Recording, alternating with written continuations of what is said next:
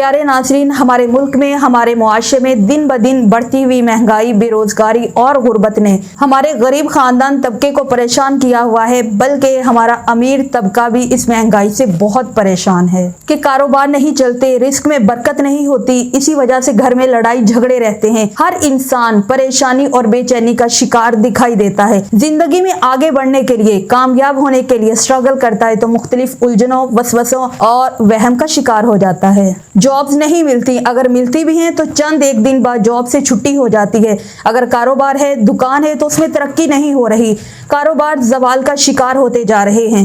تو معزز ناظرین، پریشان ہونے کی، ڈس ہارٹ ہونے کی کوئی ضرورت نہیں۔ اللہ پہ یقین رکھتے ہوئے پوری امید کے ساتھ، شوق اور لگن کے ساتھ بتایا ہوا یہ عمل لازمی کر لیں۔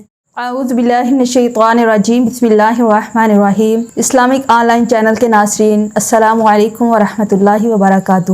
کیسے ہیں آپ لوگ؟ امید کرتے ہیں آپ سب خیریت سے ہوں گے۔ ہماری دعا بھی یہ ہے کہ اللہ سبحانہ و تعالیٰ آپ کو ہمیشہ شاد و آباد رکھے۔ آپ دنیا کے جس خطے میں بھی ہمیں سن رہے ہیں، آپ پر اب تعالیٰ اپنی رحمتوں اور برکتوں کا نزول فرمائے اور ایمان والی، عافیت والی زندگی عطا فرمائے، آمین ثم آمین۔ پیارے ناظرین، ہمارے ملک میں، ہمارے معاشرے میں دن بدن بڑھتی ہوئی مہنگائی، بے روزگاری اور غربت نے ہمارے غریب خاندان طبقے کو پریشان کیا ہوا ہے، بلکہ ہمارا امیر طبقہ بھی اس مہنگائی سے بہت پریشان ہے کہ کاروبار نہیں چلتے، رزق میں برکت نہیں ہوتی، اسی وجہ سے گھر میں لڑائی جھگڑے رہتے ہیں۔ ہر انسان پریشانی اور بے چینی کا شکار دکھائی دیتا ہے۔ زندگی میں آگے بڑھنے کے لیے، کامیاب ہونے کے لیے اسٹرگل کرتا ہے تو مختلف الجھنوں، وسوسوں اور وہم کا شکار ہو جاتا ہے۔ جابز نہیں ملتی، اگر ملتی بھی ہیں تو چند ایک دن بعد جاب سے چھٹی ہو جاتی ہے۔ اگر کاروبار ہے، دکان ہے تو اس میں ترقی نہیں ہو رہی، کاروبار زوال کا شکار ہوتے جا رہے ہیں۔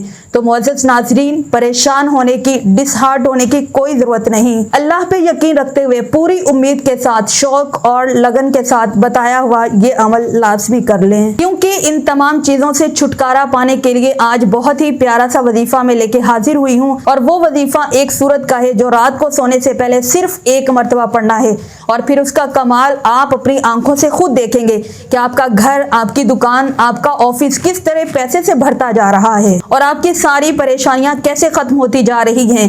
سالوں میں نہیں، مہینوں میں نہیں، ہفتوں میں نہیں، دنوں میں نہیں، گھنٹوں میں نہیں، بلکہ سیکنڈز میں آپ کی پریشانیاں ختم ہو جائیں گی۔ اللہ کے نبی صلی اللہ علیہ وسلم نے ارشاد فرمایا کہ جو شخص رات کے وقت سورہ واقعہ کی تلاوت کرے گا، پورے یقین اور امید کے ساتھ صرف ایک مرتبہ پڑھے گا، تو وہ شخص کبھی غریب نہیں ہوگا، تنگ دست اور مفلس نہیں ہوگا، کیونکہ حضرت انس رضی اللہ تعالیٰ عنہ نبی کریم علیہ الصلوۃ والسلام سے روایت کرتے ہیں کہ سورہ واقعہ دولت والی سورت ہے، اسے خود بھی پڑھا کرو اور اپنی اولاد کو بھی اس سورت کی تعلیم دلایا کرو۔ اور فرمایا علموا نساءکم سورۃ الواقعہ فإنها سورۃ الغنا۔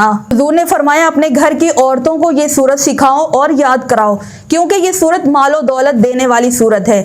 علامہ قرطبی ایک بڑا دلچسپ مکالمہ نقل کرتے ہیں جو حضرت عثمان اور حضرت عبداللہ ابن مسعود کے درمیان ہوا۔ حضرت ابن مسعود جب آخری مرتبہ بیمار ہوئے تو حضرت عثمان ان کے پاس عیادت کے لیے تشریف لے گئے اور پوچھا ماں تشتکی، آپ کو کیا بیماری ہے، آپ کو کیا مرض ہے؟